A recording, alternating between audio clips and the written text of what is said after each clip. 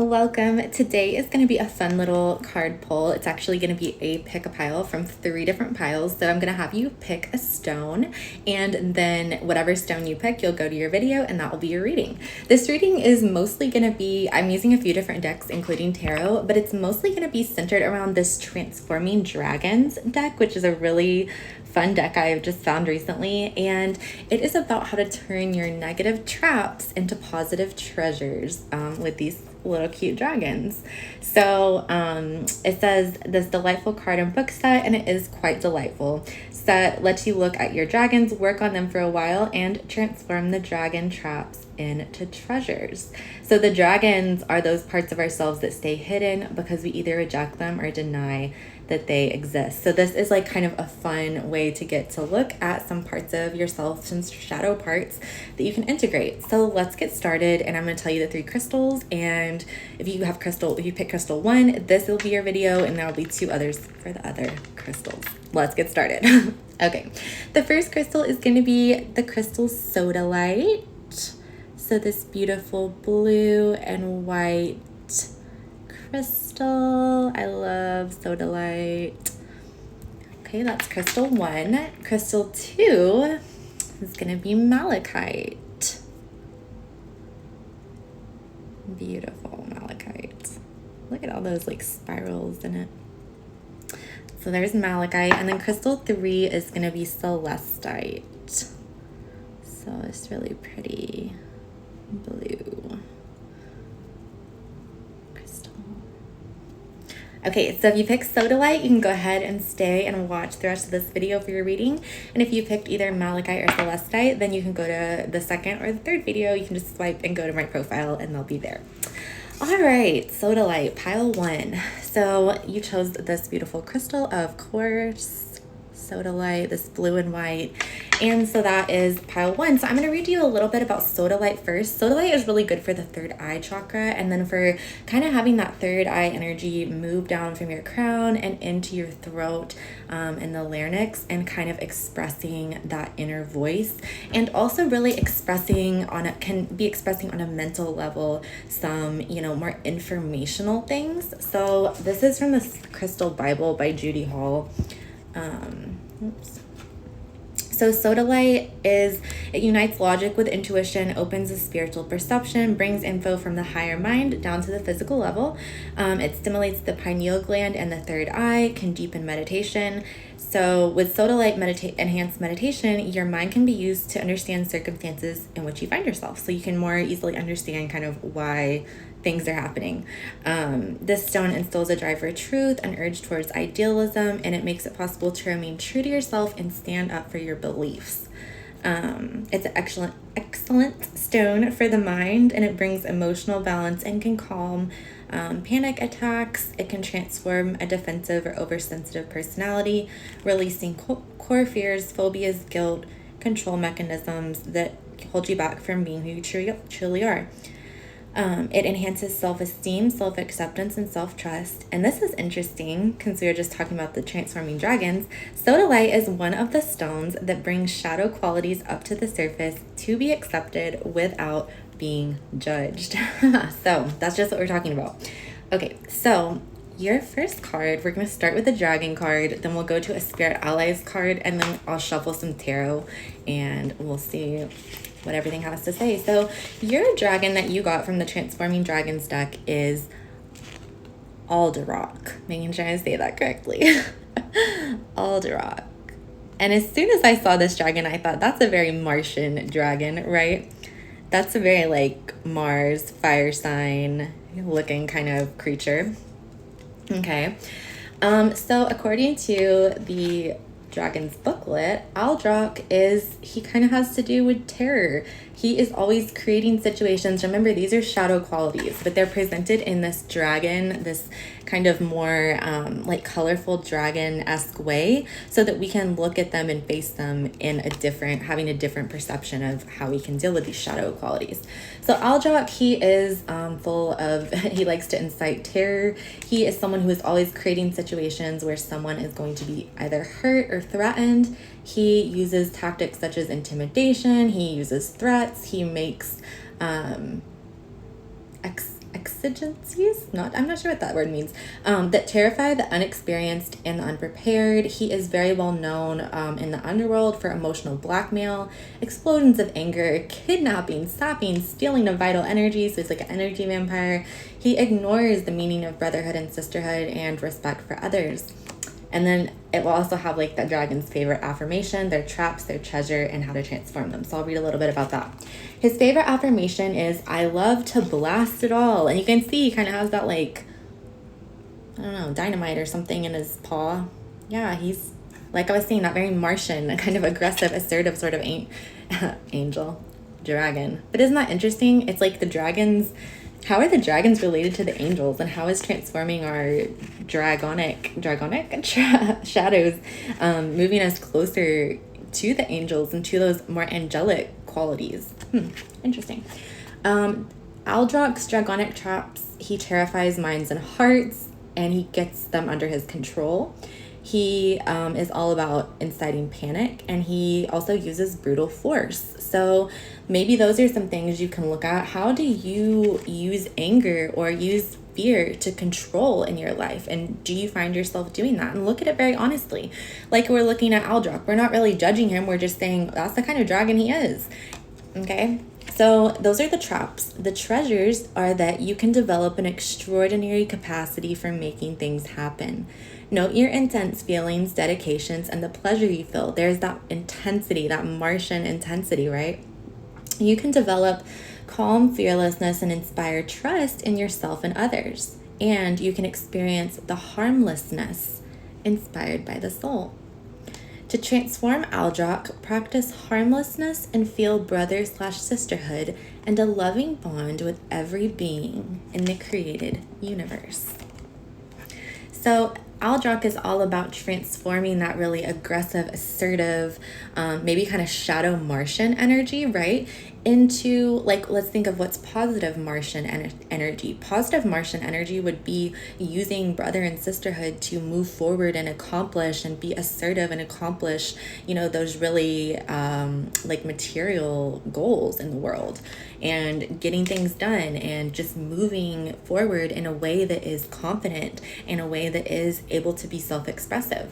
Now, I already pulled the Spirit Allies card too, and your Spirit Allies card is Lakshmi. What a beautiful card, right? Oops, let me see. So I'll read a little bit about her. Let's see.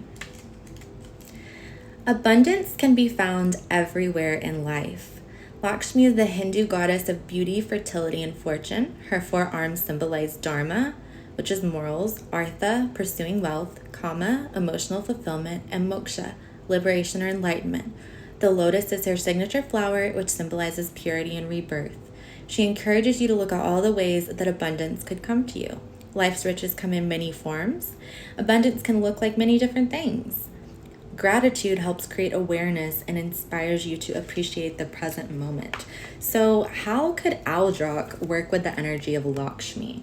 Look how they're kind of similar colors. It's like if this dragon who's so focused on inciting fear in people and, coming up with situations that incite like panic and fear and anxiety, if he were to develop some of those qualities of the goddess Lakshmi and having that gratitude for what is, then maybe there wouldn't be that need to create from the shadow portion of self. Instead, there could be this more open reception. And so it's like moving kind of from a shadow masculine into some of the more receptive, calm, healing balm energy of the divine feminine. All right, we've got 1 minute left, so let's see if we can't pull you a little bit of tarot. 1 second. Ace of Swords. Well, would you look at that? So the Ace of Swords is really about using that mind, that intellect, and it's got the sword here, which could be classified as a weapon, but it's more so meaning and leaning towards what can we do with the sharpness of our mind, our mental imagery. And that brings us right back to the stone of Sodalite, right? How we're talking about getting that third eye attuned to be able to bring that energy down and express it in a way that makes sense to others and ultimately it makes sense to ourselves and our souls. I love you so much. Welcome to video 2 in this Pick a Pile series, picking between 3 different crystals. If this is your video that you picked from the first video, or if you're just coming across this, then your crystal for these videos is Malachite.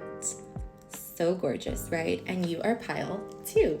So welcome. Let's read a little bit about what we've got going on here. I'm going to tell you a little bit about the stone Malachite first off, and this is the Crystal Bible.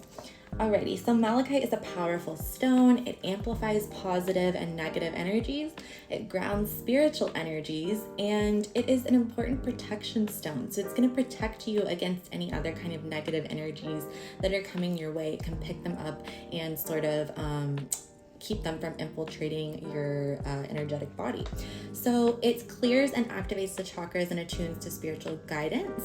It can be used for scrying, which is just when you look into the crystal and see what you see. So you can see how that would be a good thing to do with especially this piece of malachite, because all those little different like spirals. It's a stone of transformation, psychological transformation, and it shows what's blocking your spiritual growth. It draws out deep feelings and psychosomatic causes, breaks unwanted ties and outworn patterns, and teaches you how to take responsibility. It goes to the core of a problem and enhances intuition and insight, and it also alleviates mental disturbances, strengthens the ability to process information, makes you more observant, and helps in understanding difficult complexes. So that's a little bit about malachite, a beautiful stone malachite. So you might want to look up a little bit more about that, even if this is your pile, if you're just coming across this, and see maybe you could get a piece of malachite to start using in your life energetically. Let's go on to your transforming dragon, because that was kind of the focal point of these readings, is this gorgeous transforming dragons deck, which we are using to look at those parts of ourselves that either stay hidden because we reject them or deny that they exist. And we're looking at what these dragons, these kind of shadow dragons are, and how to transform them. So your shadow dragon, or your transforming dragon, pile 2, is this cute little guy, Gork. He just looks like a goofball. Okay, so there is your dragon. And let's talk a little bit about what Gork has to say, what he is representing that we can transform. Okay, so the theme of Gork is tyranny. Gork is the closest relative alive of the terrible Tyrannosaurus, okay, like tyrannical, Rex, and the heir of the oppressive and despotic quality of being the only boss around. When this dragon appears, nobody will have space or voice because he's the one and only sovereign authority to be present. He hates groups, group meetings, teamwork, or anything that may have any resemblance with shared power and leadership. His favorite affirmation is, "I am the one to run the show here and you have to obey me."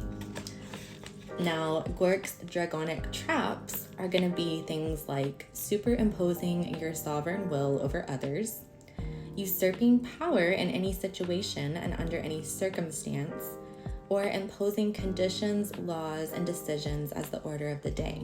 So what to look at is, how do you kind of use any of the qualities of Gork in your day-to-day life? Do you find yourself not wanting to work with others, not wanting to share authority or leadership, not wanting to be in a group, not wanting to collaborate, or constantly using your will in order to kind of squash and take control of the will of others? And it's just things for us to look at, right? Not to make you feel bad or down about yourself. And that's why these are in the form of kind of a silly dragon, because it's reminding us that yes, these are shadows and things we need to deal with, but we also don't have to take it so seriously where we get down on ourselves and start feeling like shit.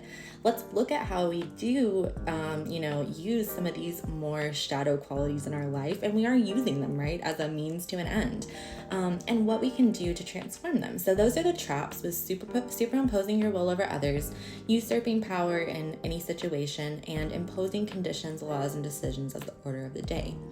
The treasures that we can gain from working with this energy and this feeling out where this shadow energy is manifesting in our lives is that we can develop a unique capacity for working and living harmoniously in a group. Maybe we've never liked working within a group because we never learned how to do it effectively and efficiently in our own unique way. Maybe we need to kind of figure out, who do we want to be within the group? How do we want to show up within the group? How do we want to interact with people? Maybe we need some practice with that, right? Another treasure, the second treasure, is that you can know the true meaning and experience of the soul's quality of democracy. So instead of using that authoritarian kind of know-it-all, that you're the only leader, that sort of, like dictatorship, instead you can explore, okay, how can I expand that need to lead and that need to impose what I think? How can I expand that into being able to have conversations with others and being able to see where others are coming from, and being able to also, honor the will of others, and that's democracy. Now, the third treasure is that you can have the freedom to fully be yourself. So instead of using all of that, need for authority, need for leadership in a way that we're, overcoming other people's own freedoms, kind of, instead we can use that energy to express ourselves more fully. This definitely looks like a very expressive dragon. And so maybe if we take some of our energy away from constantly having to tell everybody else what to do, and, like that favorite affirmation, I'm here to run the show and you have to obey me. What if we just focus on running the show within our own selves a little bit more? And it's funny, I go towards my throat because it's like the expression. What if we instead just work on that self-expression and having the freedom to fully be ourselves? So for transforming Gork, you can enlarge the horizons of your awareness by living and working in groups and serving selflessly. So there is still that leadership there that you might really be drawn towards. And that can be because, yes, like leaders are supposed to serve, right? So how can we move more into that attitude of service instead of the attitude of, it's like that really serious dictatorship where you have to be in control of everything. Instead, how can we use that energy to serve? Now, I also got a Spirit Allies card already pulled, and this card is rhodochrosite, which is another crystal, a little pinky crystal. So let's see what rhodochrosite, the energy of this crystal, has to say to you right now. I welcome opportunities that lead to my heart's desires. And that kind of goes with how Gork, the healing could be, or one of the treasures of healing could be being fully able to express yourself. That has a lot to do with our heart's desires, right? So rhodochrosite is found in variations of pink and brown. It connects to the heart chakra, which makes it a great companion to help open the heart and welcome positivity into your life. And I think that's exactly what we're talking about at the end with Gork and how we can transform that energy. Let me see if I can refine the page. Living and working in groups and serving selflessly. So that's heart opening, right? The treasures of this, having the freedom to be ourselves. That's heart opening. Knowing the true meaning and experience of the soul's quality of democracy. Heart opening. Developing a unique capacity for working and living harmoniously in a group. Heart opening. So working with the qualities of rhodochrosite, or I don't have any of this crystal, but maybe you can find some rhodochrosite and then also some malachite too. And you can work on strengthening and opening your heart chakra. And the malachite, of course, is green. So also look at how pretty that is. So also has some of those qualities of helping open and strengthen and protect the heart chakra.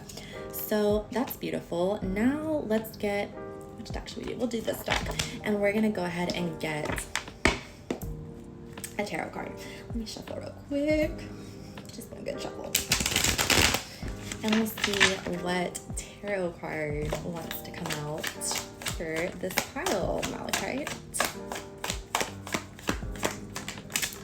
Okay, 7 of Wands. So again, we can see how this connects to that Gork energy of like, I'm right, I'm above you all. And it's like, okay, but do you see where he's at?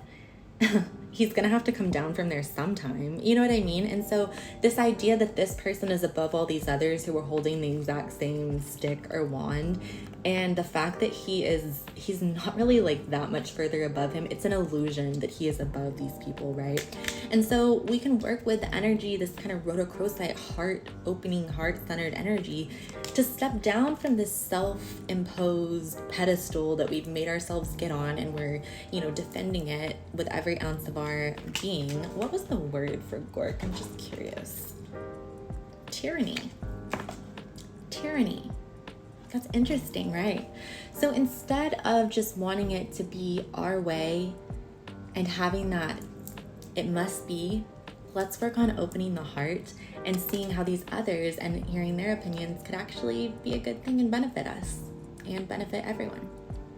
Love you. Welcome. This is the video for pile 3 from today's Pick a Pile reading, where we are focusing on the Transforming Dragons deck, and we are also focusing on crystals. So this pile was for the crystal of Celestite, this beautiful blue stone. Isn't that so pretty? So if you pick Celestite, then I'm going to read to you a little bit about Celestite, then we'll go into your dragon, then we'll go into your spirit ally, and then we will get a tarot card. So let me read to you a little bit about Celestite. This is the Crystal Bible. So Celestite has a really high vibration, and it's a very angelically connected stone, and I think it's easy to see that when you just look at it. I don't know, it just looks like this is what the angels would be wearing, some Celestite. Ooh. I've never really seen a lot of Celestite in jewelry. I don't know, maybe I haven't looked hard enough. So Celestite is a good stone for infinite peace, and so that peace that surpasses all understanding, angelic peace. It jumpstarts spiritual development and urges you towards enlightenment. It stimulates clairvoyant communication, dream recall, and astral journeys. It promotes purity of the heart and good fortune, heals the aura, improves dysfunctional relationships by opening a space for peaceful negotiation. It's good for artists and the arts. It imparts a gentle strength and really that enormous inner peace. Again, that peace which surpasses all understanding.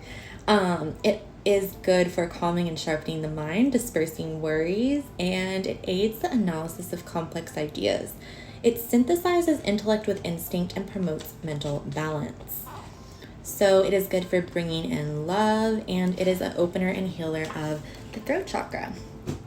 Alrighty, so I think that Celestite would be really good for using to kind of help connect your crown, crown, third eye, throat, heart, Okay, so your Transforming Dragon, if you pick Celestite, is Lorcock. Lorcock. Doesn't he look like a goofball? And see how his earring is Venus? Let's read a little bit about Lorcock. Hope I'm pronouncing that right. So Lorcock, remember all these dragons, these are transforming the dragonic shadow qualities. So we're working with these kind of fun, silly images of the cute or quirky, kooky little dragons and looking at their shadow qualities and what they represent and how we can transform those into healing qualities and treasures. So nothing about this is anything to beat yourself up over. It's just something to, like shadow work. We're just looking at what all this energy looks like, how it's manifesting in your life, and what you can do to transform it and come out kind of with a higher understanding of how to work with these things. So Lorcock, he's all about rebellion. He kind of looks like he would be. So without due respect for people and the things of life, Lorcock takes every chance to exercise his baleful influence. To disobey agreements and signs or to break the law for his own benefit, it's part of his daily routine. Perverse to any kind of learning process, he's simultaneously the father, mother, and son of infantile and warlike aversion. Actually, he is an incurable spoiled brat. His favorite affirmation is, "Nobody is going to tell me what to do." His dragonic traps, so these are things to look at, how are they coming up in your life, are disobeying just to call the attention of others towards yourself, affronting others so that you'll not have to face your own weakness and vulnerabilities, or becoming a dullard by your own rebellion. Now, the treasures that can come out of learning how to work with the energy of these traps are that you can develop a loving and wise sense of justice. You can experience reverence for the rights of every created being in the universe. And you can develop the exceptional capacity for transcending obstacles and limitations. So for transforming Lorcock, allow all your senses to evolve in exercising obedience to the guidance that comes from the soul. I'm just looking at his earring and I'm like, is that supposed to be Venus or what? Because it looks like it to me, but I don't know what he has to do with Venus. So Allow all your senses to evolve in exercising obedience to the guidance that comes from the soul. So his favorite affirmation was that nobody's going to tell me what to do. So how does that show up in your life? I think we all have a little bit of that is in our lives. We kind of want to have that, like, I don't know, not even rebellion, but it's just that, like, we know what we're doing, okay? And sometimes we don't always know what we're doing, right? And so these traps of disobeying to call the attention of others towards yourself. So just being kind of rebellious, like a rebel without a cause. 2, affronting others so that you'll not have to face your own weaknesses and vulnerabilities. So kind of looking down on others before they can look down on you. Or becoming a dullard by your own rebellion. So I'm gonna have to look up after this what dullard means. But maybe that kind of means just, you're rebelling so much that you can't even like connect to anybody, right? That you just like nothing even makes sense with reality, because we have this rebellion that we're so focused on. So instead of disobeying just to call the attention of others towards us, we can develop a loving and wise sense of justice. So instead of being known for being this rebel without a cause, how can we use, because the rebellious part of us is the part of us that wants righteous, it's like righteous anger almost in a way. And so how can we take that righteous anger, if we have that, and use it to, instead of just rebelling on our own volition, how can we use that to, increase harmony? And like Lorcock is saying, to develop a loving and wise sense of justice, which is harmony, which is doing the right thing, having the right thing done in society. And so instead of just being this rebel just to stand out, maybe we can stand out by the way that we stand up for justice. Hey, what about that? You can experience reverence for the rights of every being instead of affronting others so that you won't have to face your own weaknesses and vulnerabilities. So instead of having to put someone else down so that we won't have to face our own shadow, we start facing our own shadow, and then we experience the reverence of all, because we realize that every being has a shadow and light, right? And so we can have reverence for that within ourselves and others. And then instead of becoming a dullard by your own rebellion, let me know if you know what that word means, you can develop an exceptional capacity for transcending obstacles and limitations. So instead of maybe not relating or not being able to do certain things, using context clues here, because of being so rebellious, we can instead learn how to work with that rebellious energy to turn it into like empowered energy and transcend obstacles and limitations. And then we can allow all of our senses to evolve in exercising obedience to the guidance that comes from the soul, instead of the guidance that's coming from that egoic part that's like, no one can tell me what to do. We're like, well, I'm gonna look towards my soul, that deeper part of myself, and not be so worried about other people telling me what to do, but be worried about what my soul is saying. So your spirit ally card was Taurus. And we'll read a little bit about Taurus, but just off the cuff, Taurus is really related to that Venusian energy that I said was like his earring. So that's kind of that harmony, and that kind of is also, what was it? That guidance that comes from the soul and that reverence for the rights of everyone in the universe. That seems to me kind of a Venusian thing, a very heart-centered thing, a very high-minded sort of thing. So let's see what this book has to say about Taurus. Taurus says, I'm worthy of luxury. And it was interesting how they called this dragon kind of like a spoiled brat. So how can we know that we're worthy of luxury without being a spoiled brat? What does luxury really mean? Maybe that means more of a grounded connection with the earth and those around us.